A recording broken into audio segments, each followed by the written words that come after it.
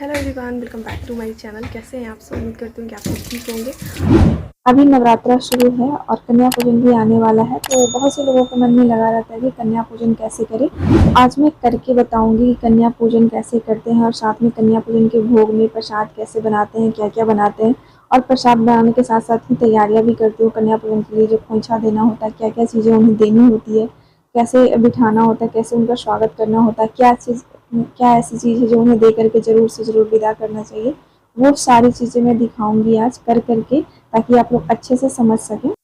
तो कन्या पूजन वाले दिन सबसे पहले नहा धो करके आप अपना जो भी श्रृंगार करते हैं वो सारा श्रृंगार कर ले, क्योंकि हमारे यहाँ जिस दिन कलश स्थापना होता है उसके बाद से कोई श्रृंगार तब तक नहीं करते जब तक सारे श्रृंगार माता रानी को नहीं चढ़ा देते। तो श्रृंगार हम लोग सप्तमी की रात में चढ़ाते हैं, तो फिर अष्टमी से हम लोग अच्छे से तैयार होते हैं। तो अष्टमी के दिन हम लोग के यहाँ नहीं कन्या पूजन होता है, नवमी के दिन होता है। पहले हवन होता है, उसके बाद कन्या पूजन। पर मैं सबसे पहले ये हवन जो कन्या पूजन का जो खाना होता है वो बना के रखती हूँ। उसके बाद फिर पंडित जी आते हैं तो पूजा करवाते हैं, हवन करवाते हैं। तो यहाँ पे नहा धो करके मैं आ गई हूँ किचन में। एक तरफ दूध उबलने के लिए रखी हूँ और एक तरफ काले चने में बना रही हूँ। तो यहाँ पे घी सबसे पहले कढ़ाई में घी डाली थी, उसके बाद जीरा डाली थी और उसके बाद ये काले चने हैं जो मैं उबाली नहीं थी क्योंकि मैं जल्दी में थी। उबाली नहीं थी, ऐसे ही जो फुला करके रखी थी वो उसमें डाल दी हूँ और उसमें फिर थोड़ा सा हल्दी और सेंधा नमक डाली हूँ। और मैं मिर्ची नहीं डाली हूँ क्योंकि बच्चे खाते हैं तो तीखा रहेगा तो बच्चे नहीं खाएंगे। और इसे थोड़ा सा पानी डाल करके ढक करके एकदम से धीमी फ्लेम पे छोड़ दी हूँ, ताकि ये धीरे धीरे पकते रहे। और दूध दूध अगर ज़्यादा था वो उबल गया है। अब 2-2.5 kg जितना दूध का मुझे खीर बनानी थी तो उतना दूध मैं रख ले रही हूँ। और इधर फिर खीर में डालने के लिए ड्राई फ्रूट्स वगैरह लेकर के आई हूँ मैं। और साथ में ये चावल भी लेकर के आई हूँ, ये नारियल, ये सब चीज़ें कट करना है। तो जब तक ये दूध गर्म हो रहा है, उबल रहा है, तब तक बाकी की तैयारियाँ कर लूँगी। और अब मैं फिर चावल साफ करके अब चावल धोने जा रही हूँ। और उसके बाद हमारे यहाँ चावल या खीर जब भी बनती है ना तो पहले 2 बार इस तरह से चावल अपनी भगवान को चढ़ाया था। आपके यहाँ भी ऐसा होता है? मैं तो शुरू से अपनी माँ या नानी को करते देखी हूँ तो मुझे याद है, तो मैं अभी भी फॉलो करती हूँ। दूध में अच्छे से सारा चावल फेंट लेने के बाद, ताकि एक दूसरे से चिपके न रहें। और यहाँ पे आँच में सेट कर दी हूँ जिससे तले में ना चिपके और धीरे धीरे अच्छे से हो भी जाए। और यहाँ पे फिर चना मैं चेक की हूँ कि ये हुआ कि नहीं, तो अभी ये इसे और पकना बाकी था, तो इसे भी चेक करके मैं ढक करके छोड़ दी हूँ। और फ्लेम मैं एकदम लो कर दी हूँ ताकि जले ना। उसके बाद फिर आ गई मैं पूजा रूम में कन्या पूजन की तैयारी करने। तो एक थाल में मैं गंगा जल निकाल के रखी हूँ, दूसरे थाल में मैं आलता लगा के निकाल के रखी हूँ, ताकि एक ही बार में सारी कन्याओं को मैं एक ही बार बार मुझे उठना ना पड़े। एक ही बार में पैर धो लूँ और एक ही बार में सबका पैर कलर कर लूँ। और हमारे यहाँ, हम मिथिलांचल की बहू है तो हमारे यहाँ ये डगरा मिल ही जाता है। मायके में तो कभी ना नाम सुनी थी ना देखी थी, बट यहाँ पे मिलता है मुझे और बहुत काम इससे आसान हो जाती है। और यहाँ पे जितनी कन्याएं आती है सबको खोंचा में एक एक फल देना होता है, चावल देना होता है, हल्दी की गांठें रखनी होती है, सिक्का रखना होता है। और सिर्फ इतना ही पैसे नहीं देंगे, और पैसे देंगे, लेकिन यहाँ पे सिक्के थे और फिर बाद में मैं पैसे देती हूँ। और फूल रखना होता है, सबके खोंचा में देना होता है। सिंदूर रखी हूँ सिंदूर का टीका देने के लिए, और स्प्रे रखी हूँ सबको स्प्रे देने के लिए। और ये देखिए हल्दी की गांठें, ये सब चीज़ें मैं यहाँ पे रखी हूँ। और वहाँ पे उधर खाना भी बन रहा है।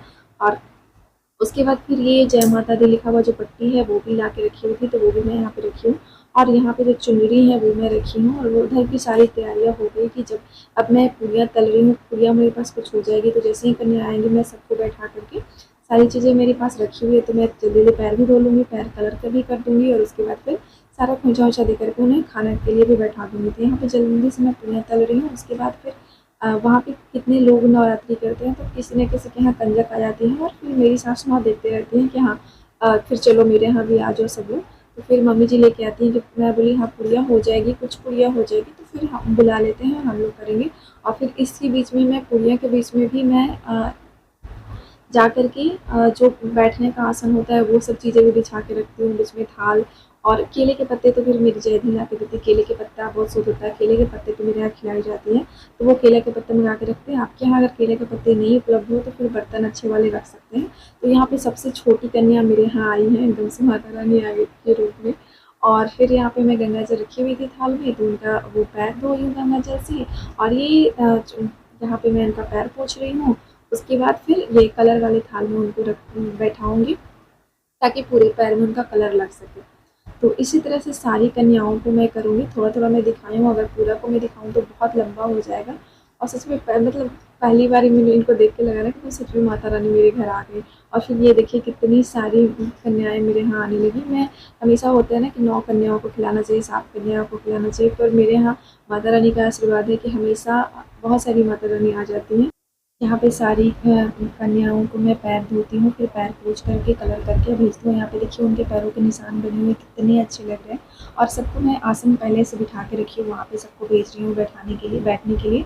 और यहाँ पे सब लोग बैठ गए हैं आसन भी, तो फिर मैं माता रानी की पट्टी है वो मैं सबको बांध रही हूँ। और फिर यहाँ पे देख रहे होंगे एक इतने सारे लोगों में एक बटुक भी होता है, तो वो मेरा बटुक जो है ना, कन्याओं के साथ में एक बटुक खिलाया था, तो वो है मेरा छोटा वाला बेटा। और फिर वो दोनों मेरे मतलब बच्चों को देख करके ना फिर ये दोनों बच्चे भी आ गए, मैं भी बैठूंगा, तो मैं ऐसे साइड में बैठा दी हूँ। ये दोनों है नहीं उनमें, बाकी सारी कन्याएं हैं। और फिर पोंछा के लिए जितनी चीज़ें निकाल के रखे ना, सबकी चुन्नी पे मैं चावल, हल्दी, दूध, फूल, ये सब चीज़ें जो है और पैसा, ये सारी चीज़ें मैं करके दे रही हूँ एक एक करके। और फिर मिर्च जैदी है वो सबको एक एक करके बिंदी लगाई है, स्प्रे लगाऊंगी। तो ये सारी चीज़ें जितनी चीज़ें निकाल के रखी हूँ पोंछा में, मैं शुरू में दिखा दी थी, फिर से बता देती हूँ। चुनरी और पैसा जितना आपको देना हो उतना पैसा देना है, चावल देना है, फूल देना है, दूध देना है, और हल्दी की गांठें देना है, और एक एक फल देना है सबको। और सबको पोंछा दे लेने के बाद उसमें से 2-2 बार थोड़ा-थोड़ा सा निकालना होता है खुद के अपने भंडार में रखने के लिए। और यहाँ पे ये देखिए जो प्रसाद मैं बनाई हूँ वो मैं दिखा रही हूँ, खीर पूरी और भुने हुए चने। और यहाँ पे सबको ये जो है ना केले के पत्ते पे मेरे यहाँ खिलाई जाती है। केला का पत्ता बहुत शुद्ध माना जाता है, इसलिए केले के पत्ते पे खिलाई जाती है। तो सबको केले के पत्ते पे मैं यहाँ पे सबको प्रसाद देती हूँ। और सारी भोजन के बाद सारी कन्याएं जा रही हैं, तो मैं यहाँ पे पैसे लेकर के बैठी हूँ, सबको भोजन की दक्षिणा दे रही हूँ और पैर छू के प्रणाम कर रही हूँ और सबसे आशीर्वाद ले रही हूँ। मैं यहाँ पे गेट पे ही बैठ गई हूँ। और ये वाला जो होता है ना, ये बहुत ही अच्छा मोमेंट होता है, मैं क्या ही बताऊँ, मुझे बहुत अच्छा लगता है। इसके बाद फिर एकदम से घर सूना सूना हो जाता है। सारी कन्याओं के बाद जो बटुक बना था वो मेरा बेटा है, तो वो भी आता है लास्ट में, और उसे भी पैसे देती हूँ और प्रणाम करती हूँ। और उसके बाद फिर यहाँ पे मेरी सासू माँ है, मेरी जेठानी है और चाची जी हैं, तो सब लोग को मैं फिर यहाँ पे कन्याओं को पैर छूने के बाद फिर मैं उन लोगों को पैर छूती हूँ। और फिर जो प्रसाद बच गए हैं उन सबको मैं उठा करके जमा करूँगी, पैर नहीं लगना चाहिए, तो वो सब मैं गाय के लिए भिजवाऊँगी। और जो भी वहाँ के आसन वगैरह है वो भी साइड में रखूँगी, वो सबको धुलना या वहाँ की जगह साफ़ करना नहीं होता, जो भी चीज़ें हैं वो बस हाथ से बीन लूँगी। तो यही था मेरा आज का छोटा सा वीडियो। उम्मीद करती हूँ कि आप सबके लिए हेल्पफुल रहा होगा। मेरी वीडियो अच्छी लगी हो तो मेरी वीडियो को लाइक कीजिएगा, और मेरे चैनल पे पहली बार आए तो सब्सक्राइब करके ही जाइए।